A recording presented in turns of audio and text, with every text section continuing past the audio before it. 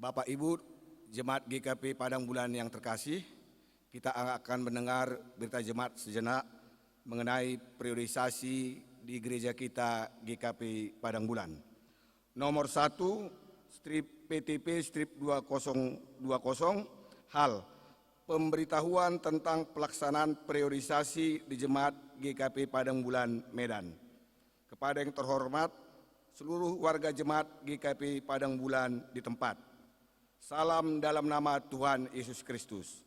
Dengan hormat, sesuai dengan surat pimpinan Sinode GKP nomor 1291-A-1-8-2020 tentang priorisasi Majelis Resort, Jemaat Khusus, Jemaat dan pelaksanaan Sinode Am periode ke-22 GKP tertanggal 14 Agustus 2020,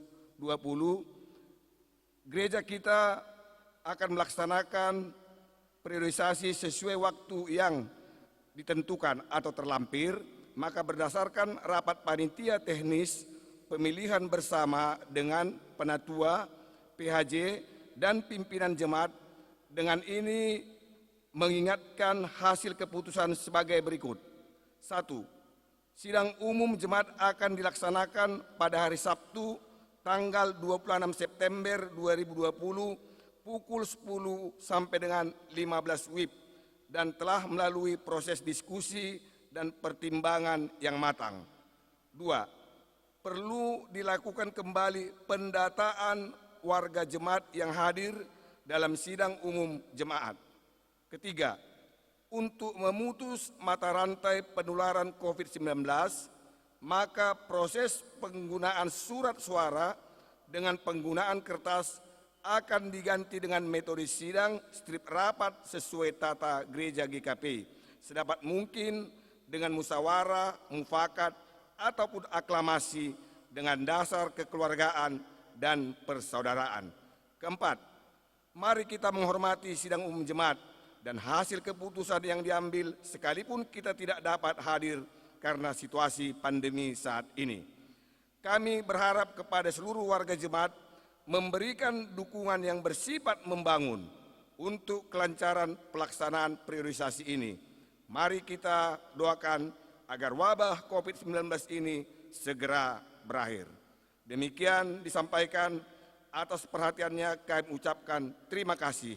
Tuhan Yesus memberkati kita semua. Shalom.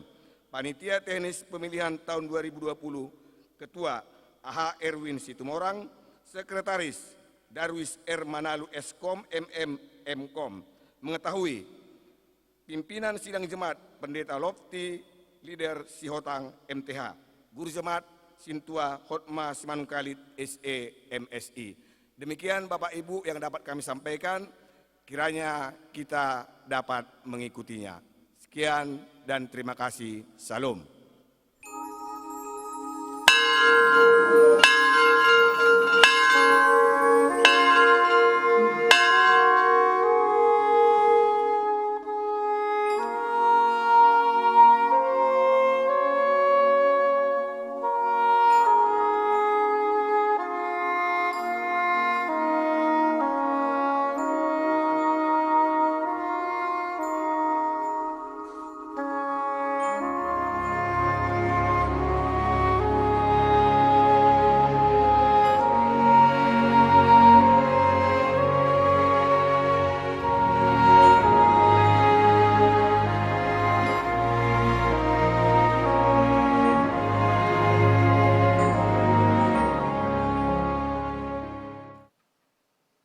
Salam. Bapak, Ibu, saudara-saudari yang terkasih dalam nama Yesus Kristus, damai sejahtera bagi kita sekalian. Hari ini kita melaksanakan ibadah, yaitu Minggu ke-12 setelah Trinitatis dengan tema menang atas kuasa kegelapan. Untuk itu marilah kita satukan hati dan jiwa kita untuk mengambil waktu sejenak untuk saat teduh. Kita mulai.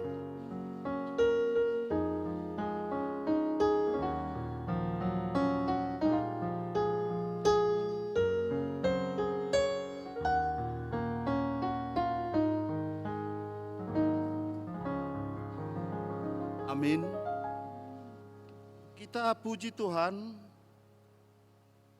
dengan lagu Mars GKP.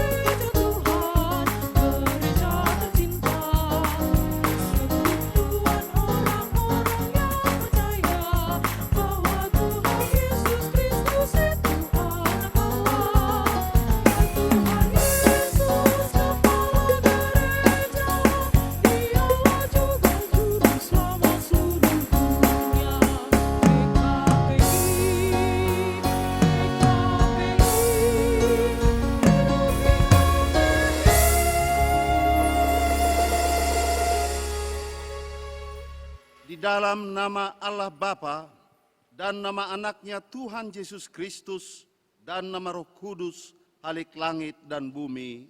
Amin. Tuhan itu baik. Ia adalah tempat pengungsian pada waktu kesudahan. Ia mengenal orang-orang yang berlindung kepadanya. Haleluya.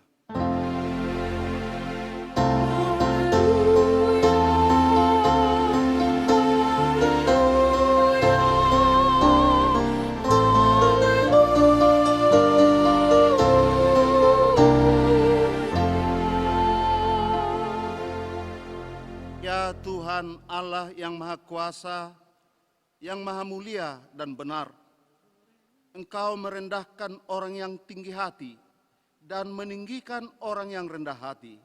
Karena itu kami mohon kepadamu, bimbinglah kami agar kami jangan melawan kehendak-Mu dan jangan tinggi hati.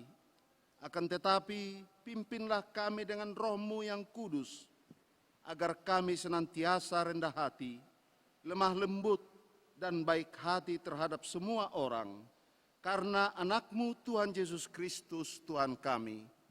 Amin. Kita puji Tuhan dari pelengkap Kidung Jemaat nomor 285 ayat 1.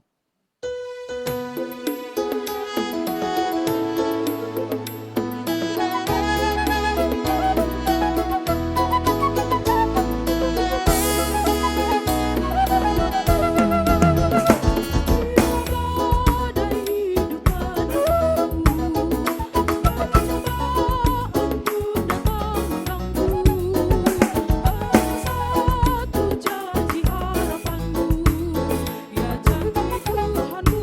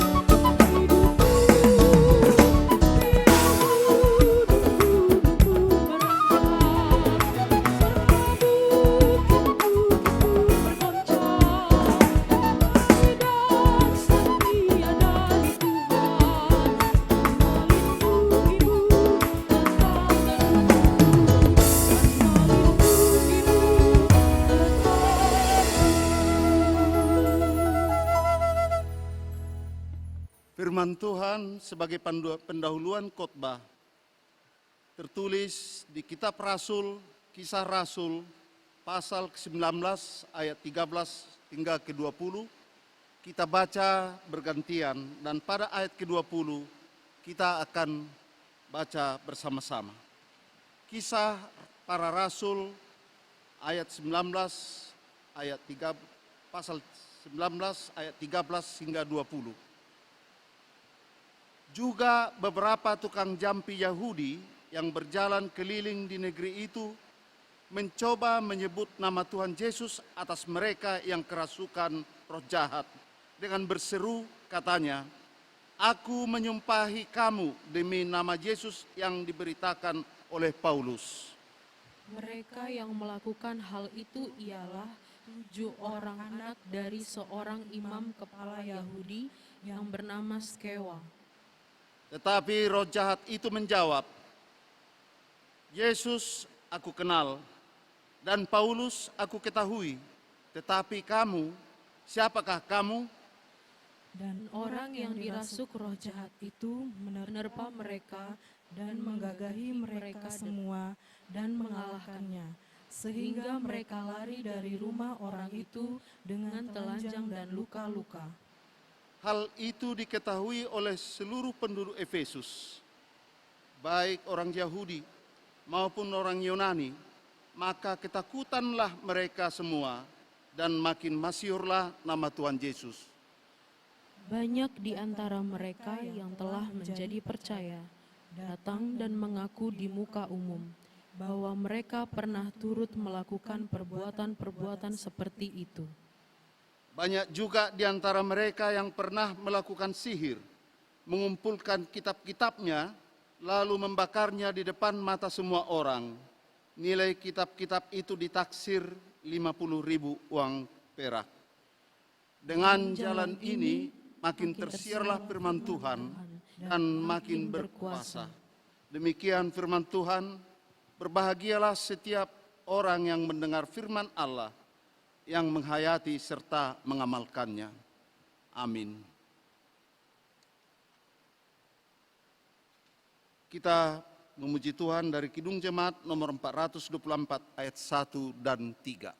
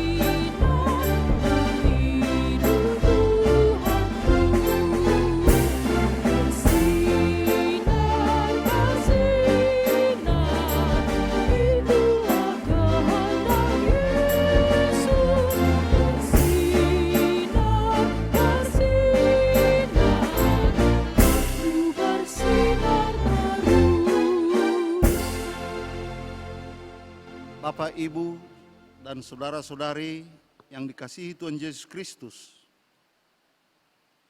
banyak kesalahan dan dosa yang kita lakukan pada hari-hari yang lampau terhadap saudara-saudara kita maupun terhadap sahabat-sahabat kita, terutama di hadapan Tuhan, kita sengaja atau tidak kita sengaja. Untuk itu marilah kita ambil waktu sejenak untuk merenungkannya dan menyesalinya.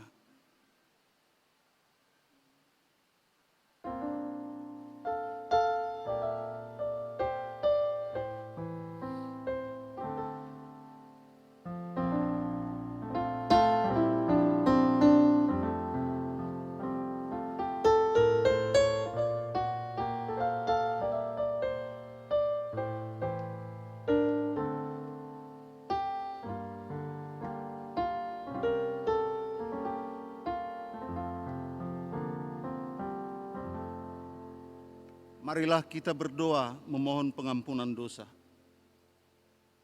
Bapa kami yang di sorga, di dalam nama Yesus Kristus Tuhan kami. Engkaulah Tuhan yang Maha Kuasa, Halik langit dan bumi, dan sumber segala kebenaran dan keadilan untuk menghakimi umat manusia.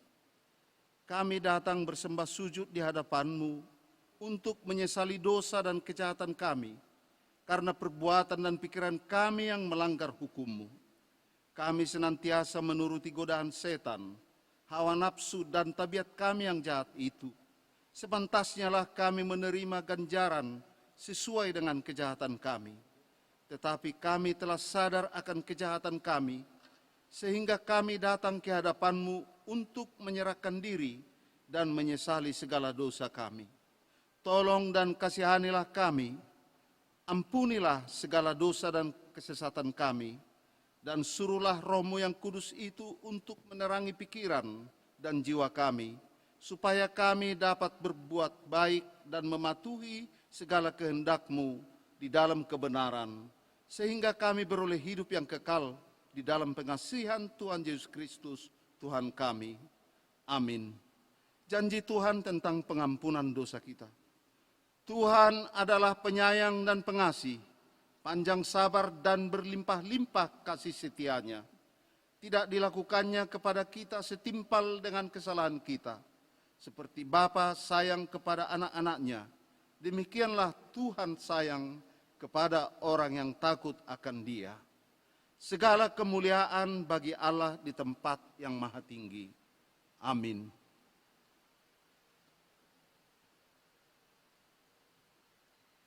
Kita memuji Tuhan dari Kidung Jemaat nomor 285 ayat 1 hingga 2.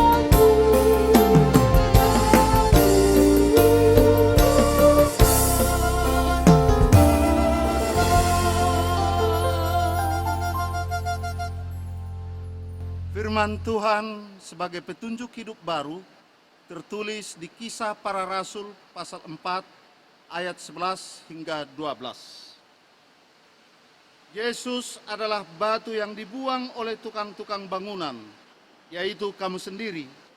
Namun ia telah menjadi batu penjuru. Dan keselamatan tidak ada di dalam siapapun juga selain di dalam Dia.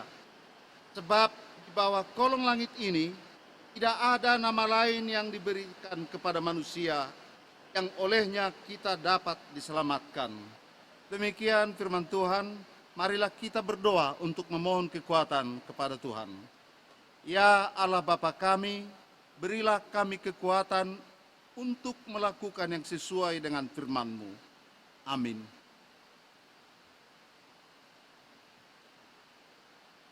Kita memuji Tuhan dari Kidung Jemaat nomor 358 ayat 1 dan 3.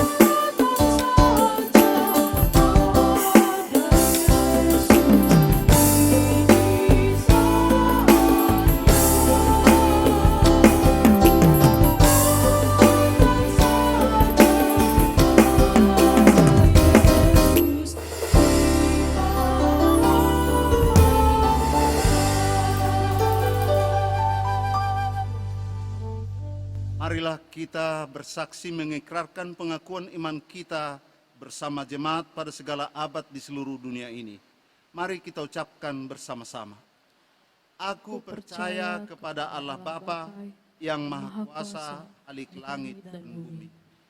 Aku percaya kepada Yesus Kristus, anaknya yang tunggal Tuhan kita, yang dikandung daripada Roh Kudus, lahir dari anak darah Maria, yang menderita di bawah pemerintahan Pontius Pilatus, disalibkan, mati dan dikuburkan, turun ke dalam kerajaan maut, pada hari yang ketiga, bangkit pula dari antara orang mati, naik ke surga, duduk di sebelah kanan Allah Bapa yang Maha Kuasa, dan akan datang dari sana untuk menghakimi orang yang hidup dan yang mati.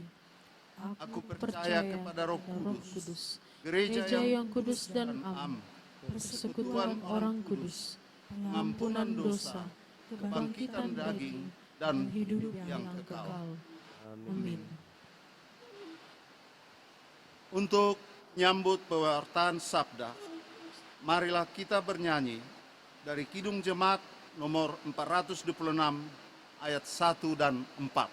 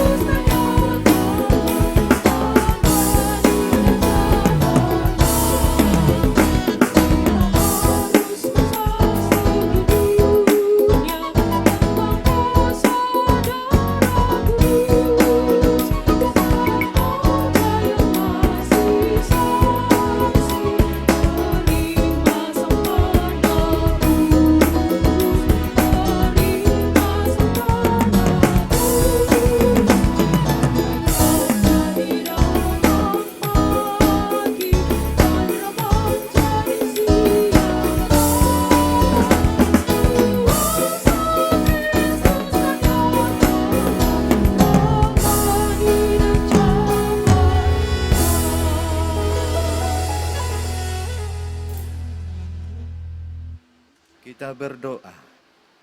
Damai sejahtera Allah yang melampaui segala akal budi manusia, kiranya menyertai hati dan pikiran saudara dalam Kristus Yesus Tuhan kita. Amin.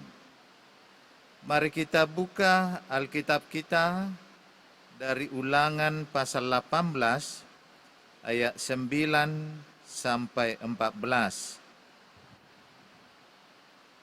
Apabila engkau sudah masuk ke negeri yang diberikan kepadamu oleh Tuhan Allahmu, maka janganlah engkau belajar berlaku sesuai dengan kekejian yang dilakukan bangsa-bangsa itu. Di antaramu janganlah didapati seorang pun yang mempersembahkan anaknya laki-laki atau anaknya perempuan sebagai korban dalam api, ataupun seorang yang menjadi petenung, seorang peramal, seorang penelaah, seorang penyihir, seorang pemantra, ataupun seorang yang bertanya kepada arwah atau kepada roh peramal, atau yang meminta petunjuk kepada orang-orang mati. Sebab setiap orang yang melakukan hal-hal ini adalah kekejian bagi Tuhan. Dan oleh karena kekejian-kekejian inilah Tuhan Allahmu menghalau mereka dari hadapannya. Haruslah engkau hidup dengan tidak bercela di hadapan Tuhan Allahmu. Sebab bangsa-bangsa yang daerahnya akan kau duduki ini, mendengarkan kepada peramal atau petenung, tetapi engkau ini tidak diizinkan Tuhan Allahmu melakukan yang demikian. Bapak, Ibu, dan Saudara, tepat hari ini adalah hari ulang tahun GKPI.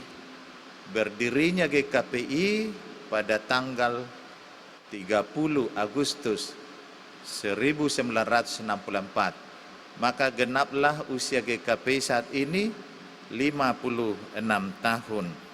GKPI adalah bahagian dari tubuh Kristus yang esa, kudus, am, dan rasuli di muka bumi ini, yang pasti mengalami banyak pergumulan dalam pertumbuhannya. Misi awal dari berdirinya GKPI adalah membayar hutang kepada penginjilan. GKPI adalah gereja nasional, sekalipun kebanyakan anggota jemaatnya berasal dari suku tertentu, tetapi gereja GKPI bukanlah gereja suku. Dan kalau gereja kita ini sebulan kemudian, pada tahun 1964, kembali didirikan, yaitu tanggal 28 September. Oleh karena saat ini juga GKPI adalah sebagai saksi tentang kerajaan Allah. Dalam usia gereja kita yang 56 tahun ini, kita disuguhkan tema minggu ini, menang atas kuasa kegelapan atau okultisme. Kita diarahkan melalui nas kita ini untuk mengenal kehendak Tuhan secara khusus, bahwa Tuhan tidak menghendaki, tidak suka atas praktik okultisme. Maka 56 tahun GKPI adalah kemenangan melawan okultisme. Di awal nas ini, Musa menyampaikan kepada umat Israel amanat Tuhan, apabila sudah masuk ke negeri yang diberikan Tuhan kepada Israel, maka diingatkan, jangan belajar berlaku sesuai dengan kekejian yang dilakukan oleh bangsa Kanaan. Kekejian bagi Tuhan berarti kejijikan baginya. Ditegaskan kepada umat Israel, jangan seorang pun yang mempersembahkan baik anak laki-laki atau perempuan kepada okultisme. Pada saat itu, bahwa korban yang dikorbankan anak-anak laki-laki atau perempuan adalah ke dalam api. Tentu, dewa manakah yang dimaksud pada saat itu? Bahwa Kanaan memiliki dewa Molok, yaitu yang menjamin kesuburan. Maka siapa yang mempersembahkan anak laki-laki atau perempuannya, maka seseorang diyakini memiliki kesuburan, dan itulah kesesatan tentang yang dilarang oleh Tuhan. Kemudian dikatakan jangan menjadi penenung, peramal, penelaah, pemantra, ataupun seorang yang bertanya kepada arwah atau kepada orang yang sudah mati. Petunjuk ini sama sekali tidak diperbolehkan, karena semua perbuatan itu adalah perbuatan para orang kafir. Sampai saat ini masih banyak anak-anak Tuhan kemungkinan besar masih melakukan praktik okultisme, yaitu berhubungan dengan arwah, atau biasanya mereka dalam ziarah memiliki sesajen, atau juga mungkin ada pesta, memiliki hubungan kepada roh yang sering kita sebut yaitu kerasukan. Maka di daerah tertentu, di daerah Batak, jika dalam pesta ada yang kerasukan, itu artinya pesta itu sangat besar, dan itu merupakan kesesatan bagi anak-anak Tuhan. Oleh karena saat ini kita juga diperhadapkan kepada firman Tuhan di Pengkhotbah 9 ayat 5 sampai 6 bahwa di sana dikatakan, tetapi orang yang mati tidak tahu apa-apa, tak ada upah lagi bagi mereka, bahkan kenangan kepada mereka sudah lenyap, baik kasih mereka maupun kebencian dan kecemburuan mereka sudah lama hilang, dan untuk selama-lamanya tak ada lagi bahagian mereka dalam segala sesuatu yang terjadi di bawah matahari. Maka saat ini melalui ulang tahun GKP, mari kita hentikan bagaimana kita berhubungan dengan arwah atau roh orang yang mati. Jika kita melihat catatan-catatan dalam perjanjian lama, hal-hal apakah menurut Tuhan menjadi kekejian yang dilakukan oleh umatnya? Ada beberapa hal di sini. Justru yang pertama, kekejian bagi Tuhan tercatat di perjanjian lama adalah perkawinan sejenis. Kemudian yang kedua, kekejian bagi Tuhan adalah membuat patung-patung dari ilah-ilah untuk disembah. Dan ketika ada peralatan yang cantik, katakanlah yang berharga dari emas atau yang lain, juga siapapun yang mengambilnya, dia telah menyadiskan dirinya. Dan juga Tuhan jijik melihat orang yang mengambil barang-barang dari patung-patung tersebut.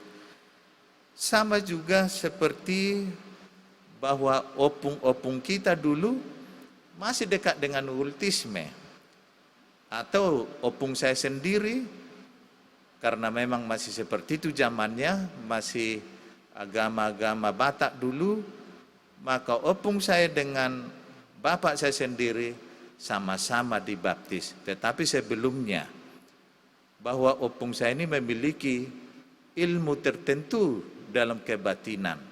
Ketika ada tombak yang akan diwarisi kepada orang tua saya, maka bapak saya tegas berkata, tidak, dan itu tidak diterimanya.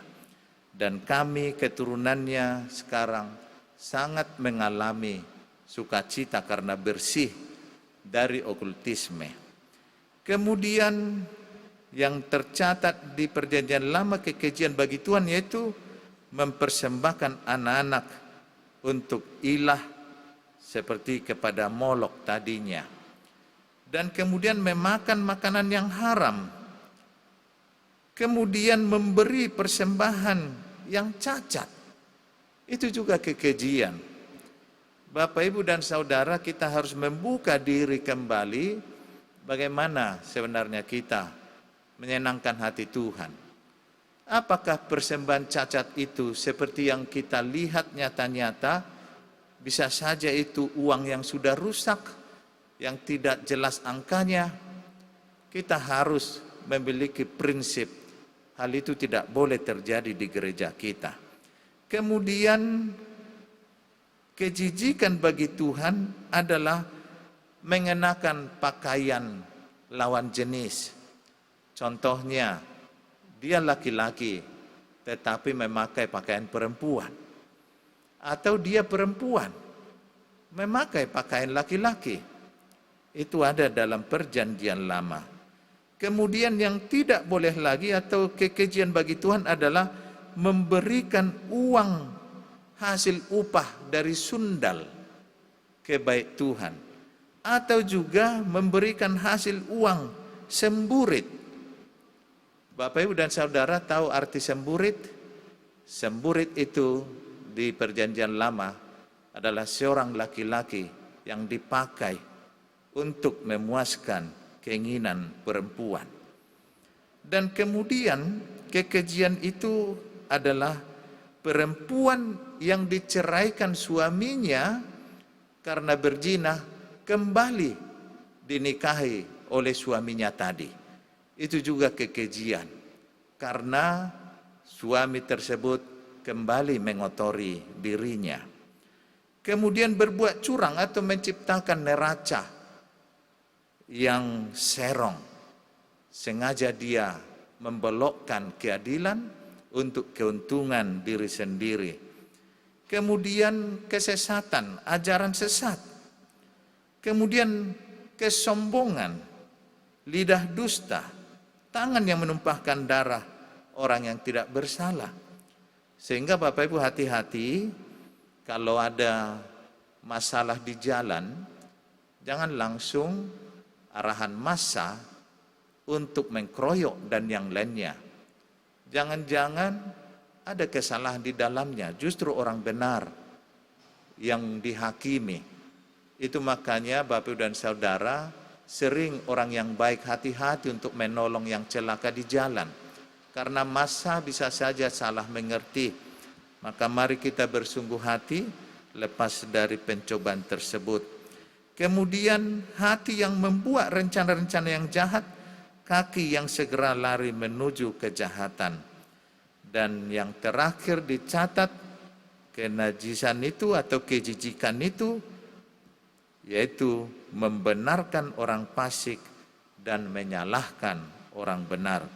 Kedua-duanya Tuhan tidak menyukai sikap tersebut. Maka semua data-data perjanjian lama dikaitkan dengan kitab Wahyu, bahwa semua orang yang melakukan kekejian bagi Tuhan tadi tidak akan masuk ke dalam Yerusalem yang baru. Mengapa hal itu kekejian bagi Tuhan? Semua data-data yang diungkap tadi adalah kekejian bagi Tuhan. Karena semua perbuatan itu sedang merendahkan Tuhan. Bahasa Ibrani dari merendahkan adalah hillel, merendahkan. Sangat tipis sekali bedanya dengan hallel. Hallel itu memuji, hillel itu merendahkan. Maka sekarang mari kita pahami, apakah kita sekarang yang dalam beribadah sebenarnya dalam hillelkah atau hallel? Sedang merendahkankah atau sedang memuji Tuhan?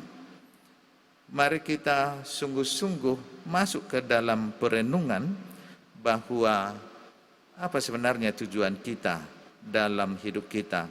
Tentu adalah hallel, yaitu memuji atau memuliakan Tuhan. Untuk itu, mari kita tinggalkan semua praktik-praktik okultisme itu dan kembali kepada makna panggilan kita sebagai umat Tuhan, yaitu untuk melakukan kehendak-Nya, memberitakan atau menyaksikan kebaikan Tuhan. Sebagaimana kembali gereja kita yang berulang tahun saat ini, maka pesan awal berdirinya GKPI telah membangun tema teologisnya yang dicetuskan pada tahun 1964, yaitu yang pertama, Yesus Kristus sebagai gembala yang baik, yang tertulis di Yohanes 10 ayat 11 dan 14. Apa maksudnya? Dengan semangat menggembalakan bahwa GKPI harus meneladani cara Yesus menggembalakan. Yang kedua, melayani bukan untuk dilayani. Markus 10 ayat 45.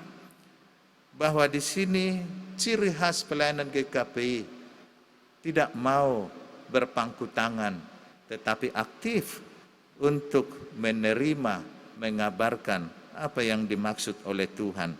Dan imamat orang percaya 1 Petrus 2 ayat 9. Sebaiknya persekutuan warga jemaat terpanggil menjadi imam yang bertanggung jawab, berpartisipasi aktif dalam pelayanan dan tugas-tugas di dalam gereja. Amin. Kita berdoa. Terima kasih Bapa, Engkau yang telah membangun gerejamu. Saat ini GKPI berusia 56 tahun. Biarlah seluruh umatnya, seluruh pelayannya, seluruh yang mengasihi Engkau akan tetap lepas dari apa yang tidak Engkau sukai, yaitu praktik okultisme. Biarlah Engkau yang senantiasa yang kami muliakan dan bukan merendahkan siapapun kami. Kami adalah umat-Mu. Kasihilah kami sehingga kami sanggup melakukan apa yang Kau kehendaki. Dalam Kristus Yesus kami berdoa dan mengucap syukur. Amin. Kita bernyanyi nomor Kidung Jemaat nomor 400 ayat 2-3.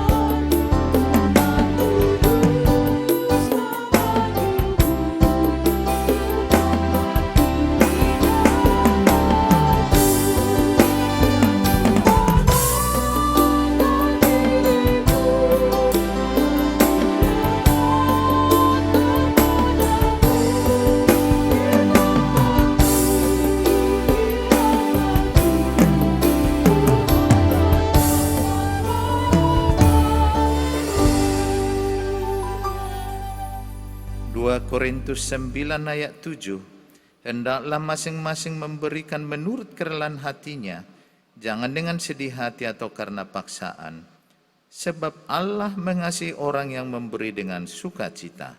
Amin. Mari kita serahkan persembahan kita.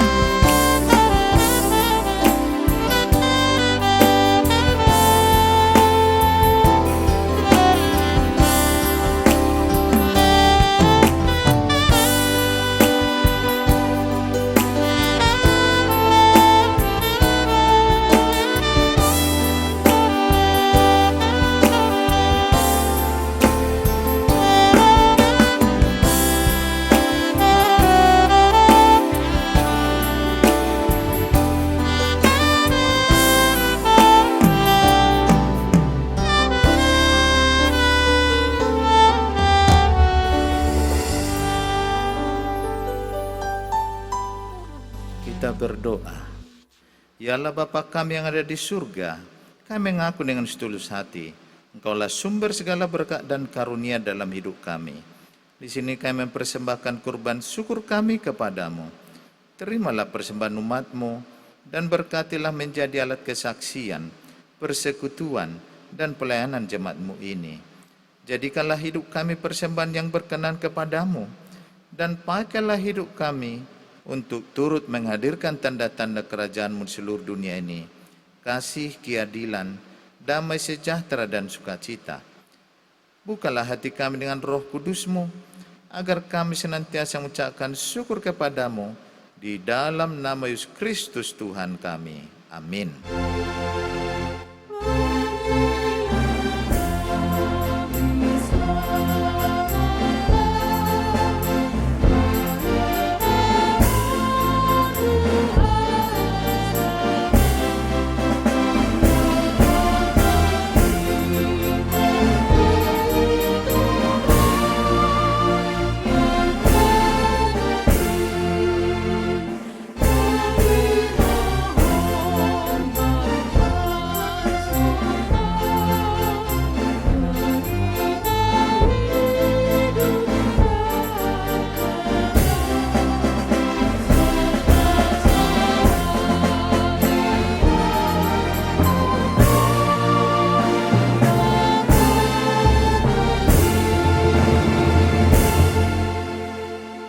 Bapa kami yang di surga, dikuduskanlah namamu, datanglah kerajaanmu, jadilah kehendak-mu di bumi seperti di surga. Berikanlah kami pada hari ini makanan kami secukupnya, dan ampunilah kami akan kesalahan kami, seperti kami juga mengampuni orang yang bersalah pada kami. Dan janganlah membawa kami ke dalam pencobaan, tetapi lepaskanlah kami daripada yang jahat.